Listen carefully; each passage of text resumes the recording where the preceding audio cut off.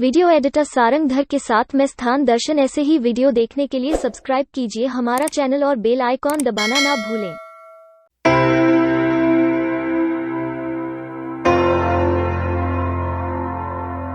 सभी प्रभु प्रेमियों को दंडवत प्रणाम।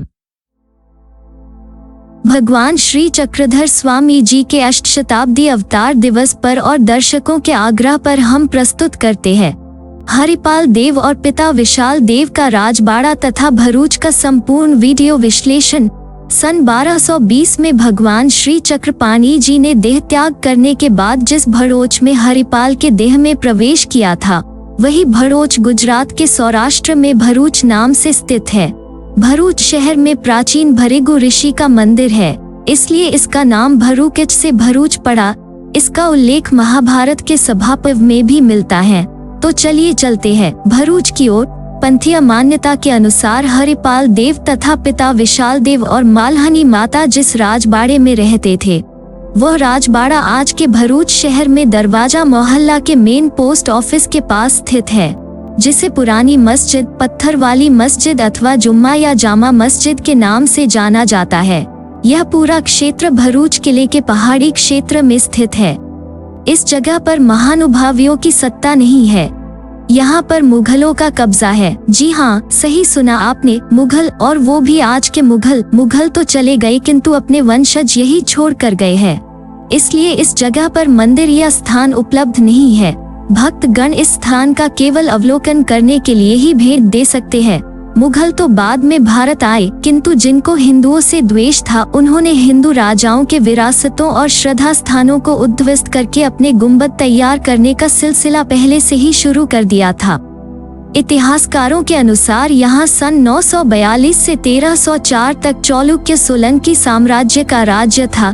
सन 1092 से सन 1142 तक यहाँ के राजा सिद्धराज जयसिंह ने यहाँ पहला किला बनाया था। 12वीं शताब्दी में भीमदेव द्वितीय के काल में विशाल देव के पुत्र हरिपाल देव हुए थे, तब यहाँ राजबाड़ा था। बाद में यहाँ मुस्लिम राजाओं का साम्राज्य हुआ, तब इसे जामा मस्जिद में रूपांतरित किया गया। इतिहास बताता है कि जामा मस्जिद से पहले इस जगह का नाम रंक देवी के महल के रूप में था, लेकिन बाद में सुल्तान मोहम्मद बेगा द्वारा सौराष्ट्र को जीतने पर एक मस्जिद में तब्दील हो गया।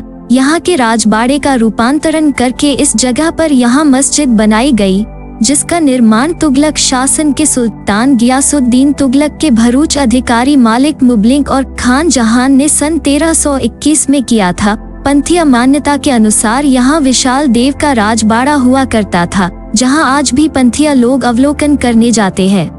वहाँ के मुस्लिम अनुयायी इस जगह पर नमाज पढ़ते हैं और किसी भी गैर मुस्लिम को अंदर जाने की अनुमति नहीं देते। भक्तों को बाहर से ही दर्शन करके लौटना पड़ता है। हम जब 2015 में यहाँ गए थे तो 25 से 30 मुस्लिमों ने हमें घेर लिया और अंदर जाने की अनुमति नहीं दी।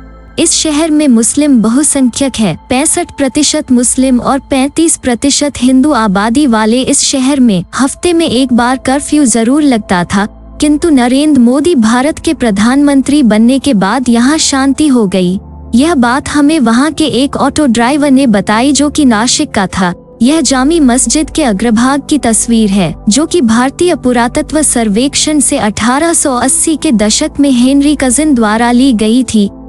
इस मस्जिद में एक आंगन है, जो भारतीय मस्जिदों में बहुत ही असाधारण है। खासकर ऐसे आंगन पहले राजबाड़े में अथवा किले में होते थे। इस कारण बहुत से लोग इसे एक किला मानते हैं। इस मस्जिद में बड़े पैमाने पर मंदिर सामग्री है, जैसे इसकी वास्तुकला में पिल्लर का नक्शी कौम भी हिंदू मान्यता पर आधारित लगता है। यहाँ के बहुतांश पिल्लरों पर कीर्तिमुख तथा हिंदू देवताओं के चित्र उकेरे दिखेंगे, क्योंकि साधारणतः मस्जिद के पिल्लर ऐसे नहीं होते हैं। कहा जाता है कि यहाँ जैन धर्म का साम्राज्य भी हुआ था और उनके जैन मंदिर तोड़कर भी मस्जिदें बनाई गई है। देखिए कैसे इस हिंदू विरासत को मुस्लिम आक्रांताओं ने मस्जिद में रूपांतरित कर दिया। हम आपके सामने कुछ तथ्य रखेंगे, उनको देखकर आपको विश्वास हो जाएगा कि यह पहले हिंदू राजबाड़ा, किला या मंदिर हुआ करता था।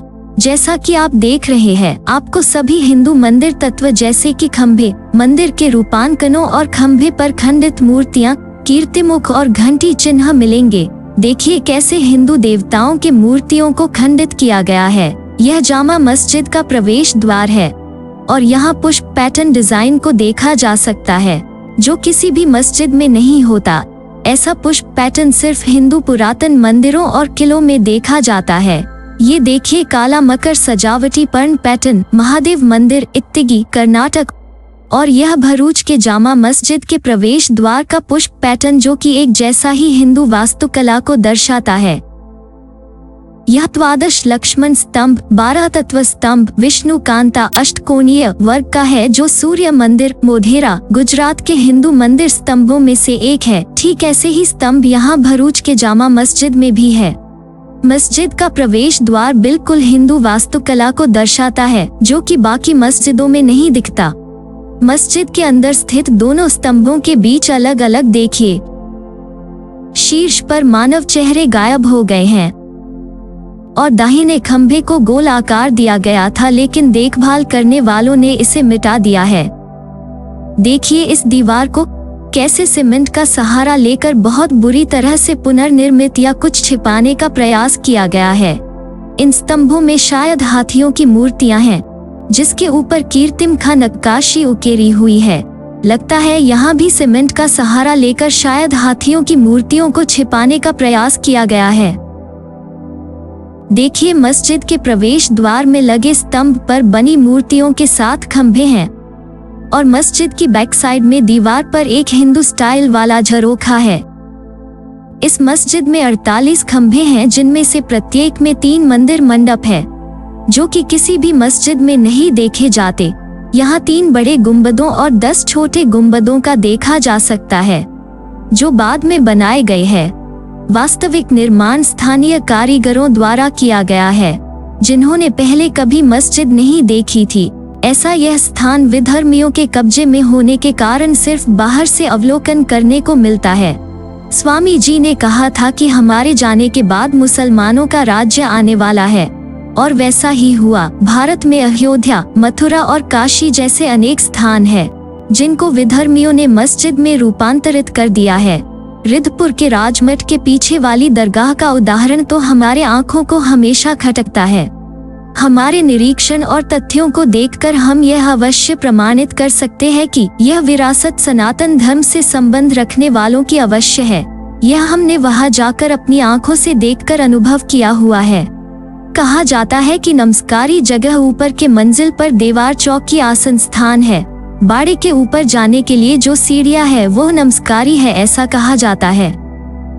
जिन लोगों को हम भाई बोलते हैं वो हमारे भाई नहीं है। अगर वो हमारे भाई होते तो अयोध्या को इतने साल नहीं लगते। अगर वो हमारे भाई होते तो मुगल जाने के बाद वो हमारे मंदिर हमें लौटा देते और आज हम यहाँ अष्टशताब्दी महोत्सव मना रहे होते।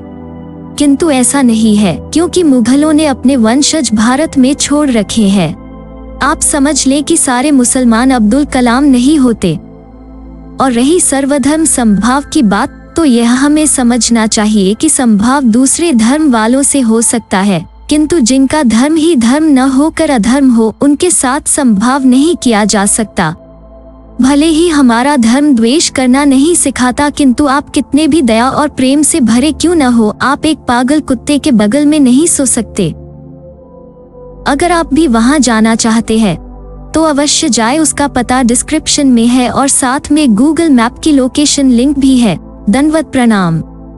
Jama Masjid, main post office, इंसा बिल्डिंग, पायोनियर हाई स्कूल के पास, लाल बाजार, ओल्ड टाउन, भरूच।